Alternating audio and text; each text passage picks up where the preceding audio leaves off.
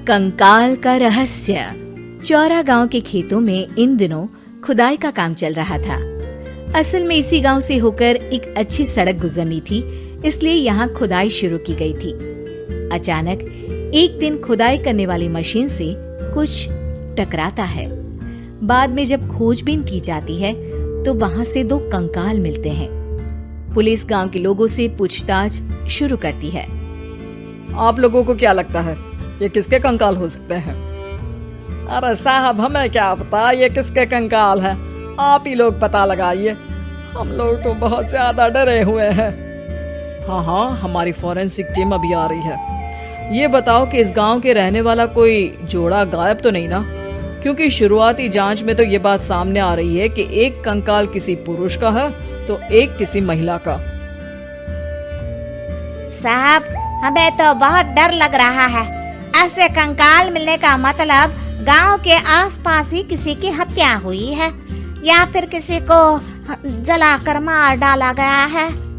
हाँ साहब, हम अपने परिवार को लेकर बहुत ही ज्यादा परेशान हैं।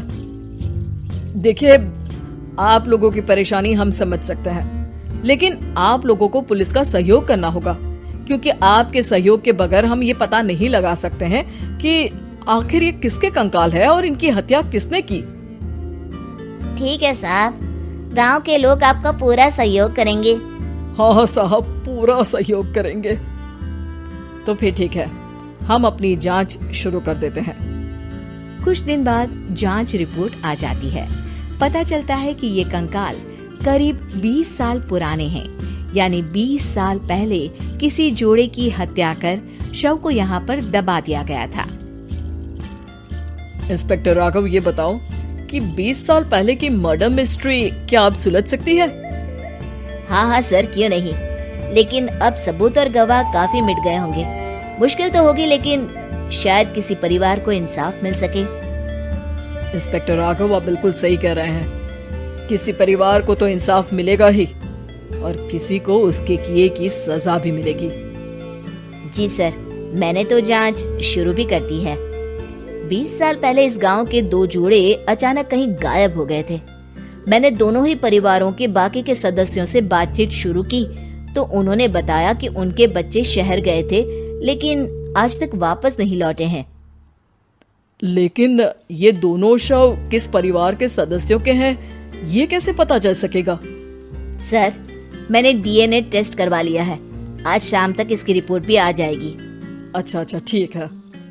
उसी शाम को सर, डीएनए रिपोर्ट के मुताबिक ये दोनों ही लाशें चौरा गांव के रहने वाले प्रधान सुल्तान सिंह के बेटे और बहू की है। लेकिन इनकी हत्याएं किसने की है, ये कैसे पता लगेगा? इसी का तो पता लगाने की कोशिश में जुटा हूँ सर। आज सुल्तान सिंह से मिलने भी जा रहा हूँ। मेरा बेटा और बहू तो मेरे लिए सिर्फ यादों में ही रह गए थे। हमें उनकी लाशें तक नहीं मिल सकी थी। आज 20 साल बाद उनके कंकाल मिले हैं। मैं अब किसके लिए जीऊं?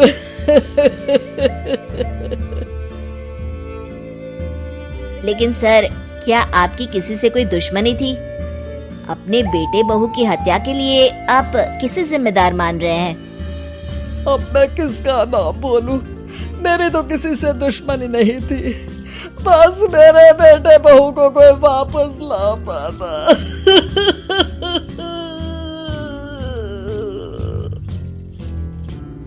इसके बाद सुल्तान सिंह फूट फूट कर रोना शुरू कर देते हैं। सर, अब आप इनका अंतिम संस्कार करवा सकते हैं। कम से कम इनका शरीर ना सही, इनका कंकाल तो आपको मिला है। लेकिन हाँ, अगर आपको कुछ भी याद आए तो जरूर बताइएगा। मेरी तो बेटा अब उम्र हो गई है, लेकिन मेरे बेटे और बहू के हत्यारों का जरूर पता लगाइएगा, क्योंकि जब तक हत्यारे पकड़े नहीं जाएंगे मेरा मन नहीं मानेगा। सर, हमारी पूरी कोशिश रहेगी हत्यारे को पकड़ने की। लेकिन एक बात बताइए, उस वक्त आपको किस पर शक गया था? उस वक्त मेरे एक ड्राइवर को पकड़ा गया था, लेकिन सबूतों के अभाव में उसे छोड़ दिया गया था। अच्छा, और ड्राइवर पर कैसे शक हुआ था? क्योंकि उस दिन ड्राइवर छुट्टी पर था। उस समय लेकिन लाश क्यों नहीं मिल सकी थी? उस वक्त पुलिस ने बहुत कोशिश की थी, लेकिन दोनों की डेड बॉडी नहीं मिल सकी थी। ठीक है, हमारी तफ्तीश चल रही है, मैं फिर आऊंगा। इसके बाद इंस्पेक्टर वहां से चला जाता है और सुल्तान सिंह अपने बेटे और बहू की याद में खो जाते हैं। कुछ दिन बाद सुल्तान सर, एक बात बताइए, जब आपके बेटे बहू की हत्या हुई थी, उसी के आसपास आपके ही गांव का रहने वाला एक और जोड़ा उसी वक्त गायब हो गया था ना? हाँ सर, अलका और अभिषेक, वो भी मेरे बच्चों जैसे ही थे। तो फिर वो कहाँ है? उनका भी आज तक पता नहीं चल सका, लेकिन बताते हैं कि कुछ साल पहले अभिषेक को गांव के ही किसी आदमी ने मुंबई में देखा था, लेकिन फिर वो गायब हो गया। यानी अभिषेक और अलका की हत्या नहीं हुई थी, बल्कि उन्होंने किसी वजह से खुद ही गांव छोड़ दिया था।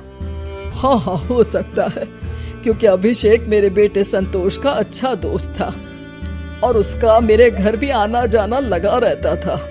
हो सकता है कि उसने मेरे बेटे और बहू के बारे में सुन लिया हो और ये गांव छोड़ दिया हो सकता है। उनके परिवार का कोई अब नहीं रहता क्या इस गांव में? अब तो कोई नहीं रहता। एक चाचा थे, लेकिन उन्होंने भी अपना पुश्तैनी मकान बेच दिया है। वो भी अब कहीं शहर में ही बस गए हैं। ओह, अभिषेक और अलका के बारे में भी पता लगाना होगा। हो सकता है कि वही इस हत्या के बारे में कुछ बता सके। हो तो सकता है, लेकिन वो बेचारे तो खुद ही वक्त के मारे थे, वो क्या बताएंगे।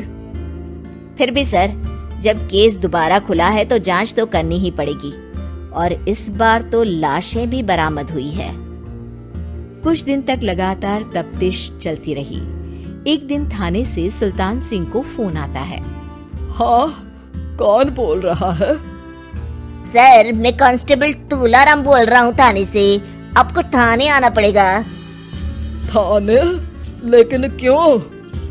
सर, किसी की पहचान करवानी है। अच्छा ठीक है, मैं दोपहर तक पहुंचता हूँ।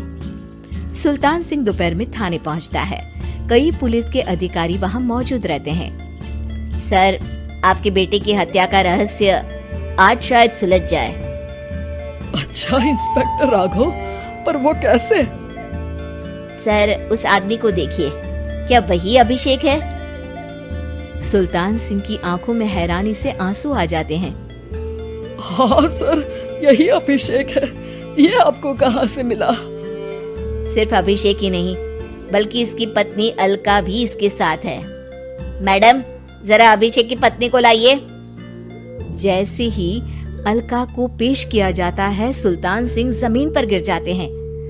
सुल्तान सर, क्या हुआ आपको? आप अलका को देखकर गिर क्यों गए?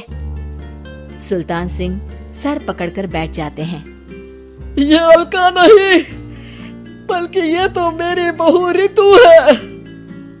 पूरा थाना एक दूसरे का मुंह देखने लगता है। क्या? इसके बाद हर किसी को दो कंकाल और हत्या का रहस्य समझ में आ गया। अभिषेक और रितु ने मिलकर संतोष और अलका की हत्या की थी और लाश को जमीन के नीचे दबा दिया था। आज 20 साल बाद इस हत्या का रहस्य खुल सका था कि अवैध प्रेम संबंध में दो मासूमों की जान गई थी।